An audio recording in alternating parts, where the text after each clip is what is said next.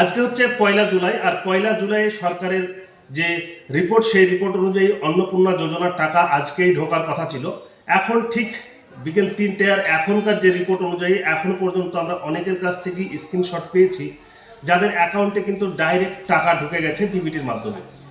আপনি যদি একজন বেনিফিশিয়ারি হন, অর্থাৎ আপনি ফর্ম ফিল আপ করেছিলেন, এই ফর্ম ফিল আপ করার পরে আপনি যদি এখনও টাকা না পেয়ে থাকেন, আপনার কি কি কারণে টাকা আসেনি বা আপনার কি করতে হবে, আপনার বর্তমানে স্ট্যাটাস কি, কীভাবে চেক করবেন, সম্পূর্ণই থাকবে আজকের ভিডিওতে।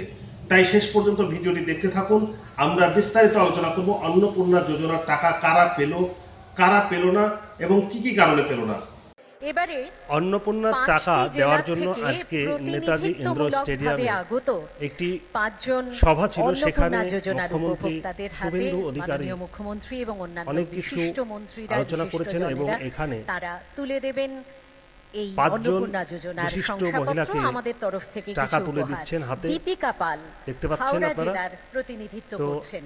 আপনাদেরও টাকা পাঠিয়ে দেওয়া হয়েছে অ্যাকাউন্টে, আপনারাও চেক করে নেবেন। যাদের ডিবিটি লিংক করা আছে তাদের অ্যাকাউন্টে ইতিমধ্যেই টাকা ঢুকে গেছে। একটি পার্স। ধন্যবাদ জানাই দীপিকা পালকে।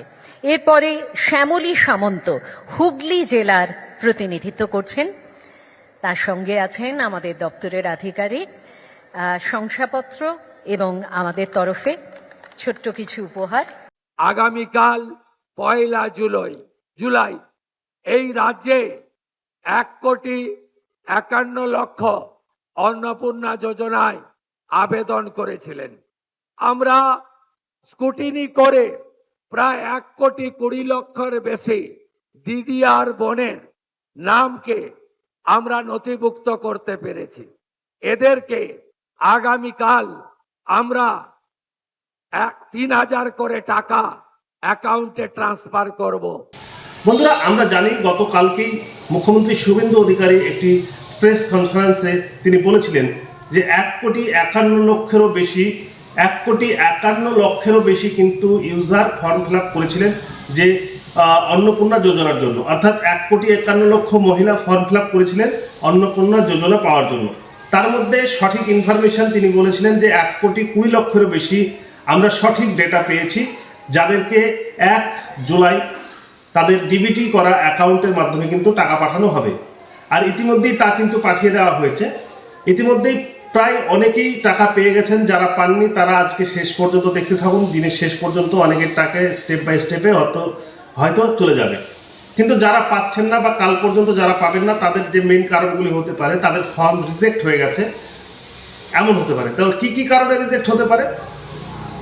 রিজেক্ট হওয়ার প্রধান যে কয়েকটি কারণ আমি দেখেছি, সেটা হচ্ছে আপনার যদি ফর্ম ফিল আপ করার সময় ভুলভাল ইনফরমেশন দেন। আমি হয়তো বোঝাতে পারলাম না, আর একবার বলি যে আপনার নাম ধরুন আপনি কোনো আধার কার্ড আপলোড করেছেন অন্য একজনের, তাহলে আপনার অ্যাকাউন্টটি কিন্তু সম্পূর্ণরূপে রিজেক্ট হয়েছে, আর রিজেক্ট হওয়ার কারণে হয়তো আপনার টাকা ঢোকেনি, এমন হতে পারে। দ্বিতীয়ত, আপনার অ্যাকাউন্টে ডিবিটি লিঙ্ক সঠিকভাবে নেই, তার কারণেও অনেকের টাকা কিন্তু ঢোকেনি। তাই আপনি আপনার ব্যাংক অ্যাকাউন্টের ডিবিটি লিঙ্কটা চেক করে নিতে পারেন। 3 নম্বর কারণ হচ্ছে আপনি হয়তো ফর্ম ফিল আপ করেছেন খুব কয়েকদিন আগেই, সম্ভবত হতে পারে যে আপনি 2-3 দিন 4 দিন আগে ফর্ম ফিল আপ করেছেন, সেক্ষেত্রে আপনার অ্যাকাউন্টটি ভেরিফাই এখন পর্যন্ত হয়নি, এই কারণেও কিন্তু আপনার টাকা না আসতে পারে। তাই প্যানিক হওয়ার কোনো কারণ নেই। আপনাকে কিন্তু সংশ্লিষ্ট দপ্তর থেকে আপনার যদি ফর্ম রিজেক্ট করা হয়, আপনাকে কিন্তু ফোন করা হবে, এবং ফোন করে পরবর্তীকালে আপনার অ্যাকাউন্ট, অর্থাৎ আপনার যে অন্নপূর্ণা যোজনার যে আইডি, সেই আইডি ভেরিফাই করা হবে। ভেরিফাই হয়ে গেলে তখন থেকে কিন্তু আপনি আপনার অন্নপূর্ণা যোজনার টাকা পাবেন। তাই ধৈর্য ধরে অপেক্ষা করুন, এবং যারা টাকা পেয়েছে তাদের স্ক্রিনশট আমরা কয়েকটা আবার আপনাদেরকে দেখিয়ে দিচ্ছি। এবং হ্যালো বন্ধুরা, আমি আজাদ, আপনারা এই মুহূর্তে দেখছেন জানতে হবে ইউটিউব চ্যানেল। এই চ্যানেলটি অবশ্যই আপনি সাবস্ক্রাইব করে রাখবেন পরবর্তী ভিডিওর নোটিফিকেশন পাওয়ার জন্য, সঠিক ইনফরমেশন পাওয়ার জন্য। ভিডিওগুলি ভালো লাগলে অবশ্যই লাইক করবেন এবং আপনার বন্ধু বান্ধবের মাঝে শেয়ার করবেন।